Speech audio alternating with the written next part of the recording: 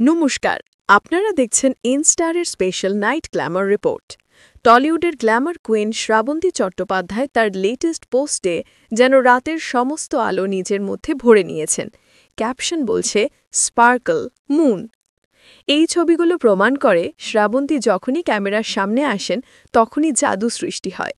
তার চোখ ধাঁধানো পোশাক, নিখুঁত মেকআপ আর সেই আত্মবিশ্বাসী দৃষ্টি, সবকিছু মিলে তিনি যেন এক রাতের তারা। তার অঙ্গভঙ্গি বা বডি ল্যাঙ্গুয়েজ এবং পোজগুলো যেন বলছে আভিজাত্য এবং সৌন্দর্য একসাথে মিশে গেলে এমনই হয়।